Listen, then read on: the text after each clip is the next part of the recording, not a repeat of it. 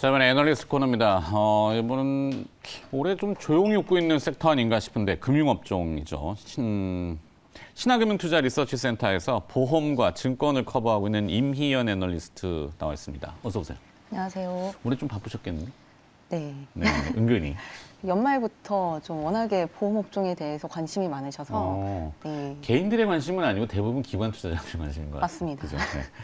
자, 지난 1월부터 보험업계에서는 이 새로운 회계제도 IRFS 17 맞죠? 네. 아이돌 그룹 이름 같은데 하여튼 회계제도가 바뀌었어요. 보험주에 대한 재평가 기대감이 있다고요?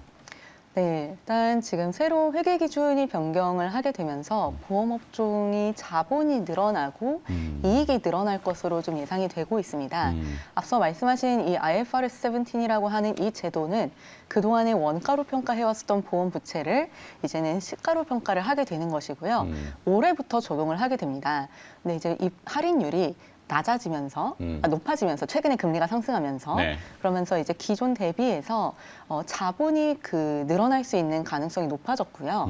그리고 이제 그 17이 적용하게 되면서 또 한 가지 중요한 것이 CSM이라고 하는 지표가 새로 생기게 됩니다. 네. 이 CSM이라고 하면은 그 보험회사들의 계약 서비스 마진이라고 생각하시면 되시겠는데 지금 이 보험회사가 가지고 있는 계약들 중에 앞으로 미래에 이익이 예상될 것으로 예상이 되는 그 부분 있지 않습니까? 그것을 한꺼번에 부채로 잡아놓고 그걸 이제 CSM이라고 부릅니다. 네. 이것을 계약 기간에 걸쳐서 균등 상각해서 이익으로 잡게 되는 구조인데 이렇게 되면은 현행 대비해서 보험사들의 이익 안정성이 앞으로는 담보되게 되는 것이고요. 그러면서 전반적으로 이익 레벨이 올라가는 모습이 나올 수 있어서 밸류에이션상 놓고 봤었을 때 PBR 관점으로도 PER 관점으로도 굉장히 부담 없는 수준으로 지금 내려갈 것으로 기대를 하고 있습니다. 네. 뭐 이게 사실 또 이연령 비연령인데 2008년도 서프라임 때는 금융위기가 오는 바람에 금융회사들의 그 자산을 시가평가 안 하고 장부가평가로 바꿔버렸다가 네. 네, 요즘은 다시 또 시가평가로 그러니까 그때그때 유리한 쪽으로 가는 것 같다 생각이 좀 들긴 해요. 이게 사실 회계상의 약간 마법 같은. 그쵸. 네. 사실 이게 그 IFRS라고 하는 이 국제 회계 기준은 네. 사실 자산과 부채를 모두 다 시가로 평가하는 것이 원칙이기는 해요. 그렇죠.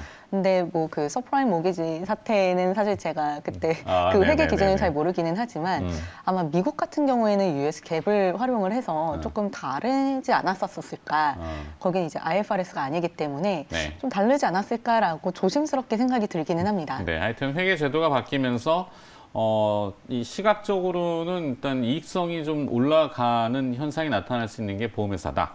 지난해 손보업계가 역대 최대의 순이익을 거뒀다라고 추정된다고요. 실손보험료가 올해 또 오릅니까? 네, 보험료 자꾸 올해 오르네. 오릅니다. 아, 또 돈 더 내야 되나? 네. 월급 빼고 다 오릅니다. 원래 그렇죠, 뭐 다. 네. 네.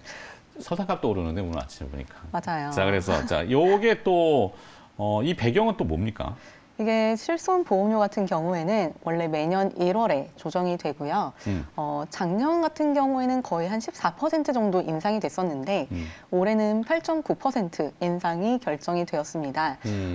이거는 사실 이제 그동안에 보험사들이 실손 보험을 이제 가지고 있는 것들이 받는 보험료보다 보험금이 워낙 많기 때문에 지속적으로 실손 보험료를 올려가고 있는 거고요. 네. 그런 관점에서 8.9%가 뭐 많이 올리는 거냐라고 했었을 때 소비자 입장에서는 굉장히 체감하는 게 좀 크게 느껴지실 수는 있으세요. 그렇죠. 일단 거부감이 들죠. 맞아요. 뭔가 오른다 그러면은. 네. 네. 하지만 실질적으로 보험사들의 이 실손 손해율이 업계 전반적으로 약 130% 정도거든요. 그러니까 이제 받은 보험료 대비해서 손실로 나가는 게 30% 정도가 되는 거예요. 이제 다 주고서 이제 더 주는 거죠. 네네네. 받은 것보다 더 주는 건데 이거를 이제 만회하기 위해서 보험료를 인상을 하는 것이고 실질적으로 저는 사실 만약에 이게 뭐 실손 보험료 혹은 이제 뭐 보험료 같은 것들이 뭐 CPI 산정하는 데 있어서 주요 포인트가 아니라면은 조금 더 인상될 수 있는 여지가 있지 않을까라고 생각을 했는데 네. 워낙에 물가가 물가다 보니까 좀 이제 보험료 인상은 좀 이제 높지 않은 수준에서 된 것으로 저는 지금 이게 평가를 근데 하고 있습니다. 손해보험업계하고 생명보험업계가 좀 달라요? 실손보험은 생명보험사, 손해보험사 다 동일하게 판매를 했고요.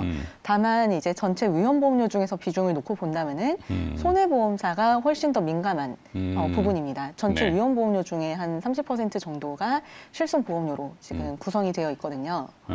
자, 그럼 이제 결론을 또 들어야 됩니다. 시간이 제한돼 있기 때문에 보험주에 대한 투자 전략. 그래서 네. 거기 중에 선택, 최선호주.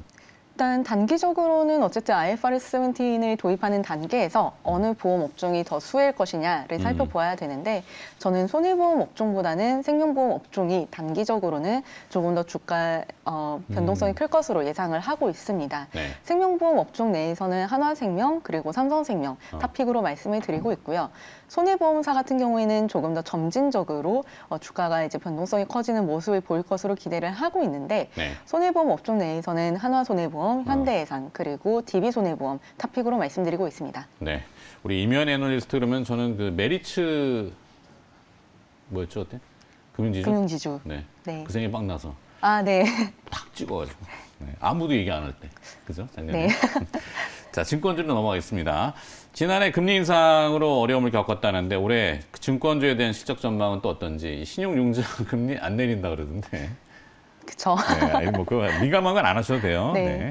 사실 증권업종 같은 경우에는 작년에 워낙에 금리가 많이 이제 변동성이 커지면서 채권 평가 손실을 굉장히 많이 인식을 했어요. 네. 그래서 뭐 적자나는 이제 증권사들도 좀 있고 굉장히 이제 실적이 부진은 했었는데 올해 같은 경우에는 금리가 하향 안정화되면서 작년에 인식했었던 채권 평가 손실이 채권 평가 이익으로 이제 원복될 수 있는 가능성이 있지 않을까라고 기대를 하고 있고요. 다만 문제는 유동성입니다. 잘 아시겠지만 작년 9월에 레고랜드 사태 이후로 사실 단기 자금 시장이 거의 얼어붙었었잖아요. 네.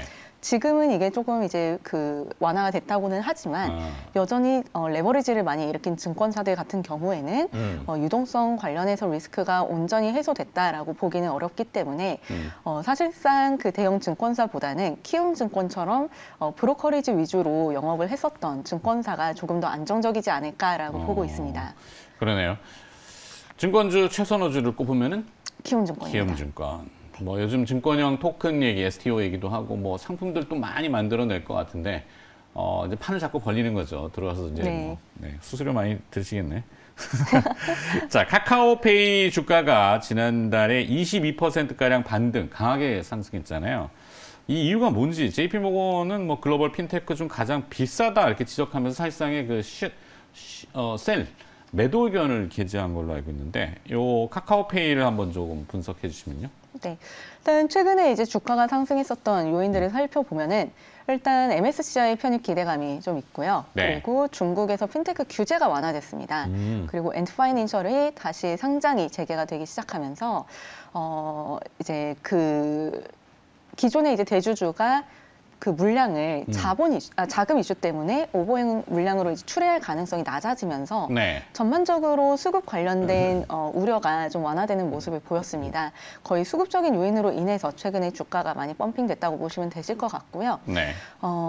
사실 이제 뭐 JP모건에서는 너무 비싸다 이렇게 뭐 매도 의견을 냈다고 말씀해 주셨는데 사실 제가 뭐 타사 애널리스트 분의 어떠한 이제 의견에 대해서 평가를 그렇죠. 하거나 뭐 사실 근거를 알 수가 없기 때문에 그렇죠. 뭐라 말씀드릴 수는 없겠지만 저는 이제 바이 의견을 계속 말씀을 드리고 있습니다. 한번 붙어보겠네.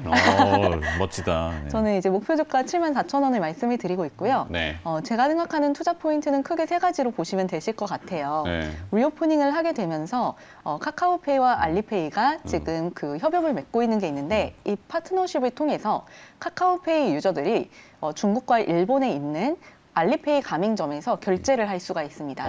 여기에 대해서 이제 프로핏 쉐어링이 가능하고요. 네. 반대로 중국인 유저들이 국내에 들어와서 카카오페이 가맹점에서 알리페이를 이용하게 되면은 여기에 대해서도 프로핏 쉐어링이 가능합니다. 이게 들어오네. 네, 이게 완전 리오프닝 수혜주예요. 그러네요. 네, 그리고 두 번째로는 카카오페이도 이제는 광고를 하려고 합니다. 네. 이 인벤토리가 굉장히 많아요. 광고 인벤토리가. 그렇죠. 네, 뭐 배너도 달 수 있을 것 같고요. 뭐 동영상 광고도 들어갈 수 있을 것 같아요.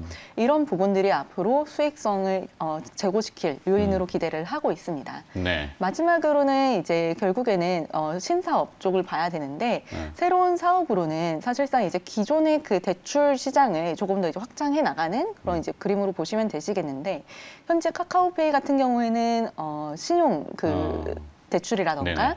그 전세자금 대출 위주로 대출을 중개를 하고 있는데 네. 앞으로는 이 부분을 주택담보대출이라던가 오토론 이런 부분까지 확장할 것으로 예상이 됨에 따라서 아직까지는 그 수익성을 다각화할 수 있는 룸이 많다고 생각해서 저는 여전히 바이 의견을 유지하고 있습니다. 좋습니다. 오늘은 카카오페이가 포인트네요. 네. 네. 잘 들었습니다. 신한금융투자 리서치센터 보험증권 커버하고 있는 임희연 애널리스트였습니다. 고맙습니다. 감사합니다.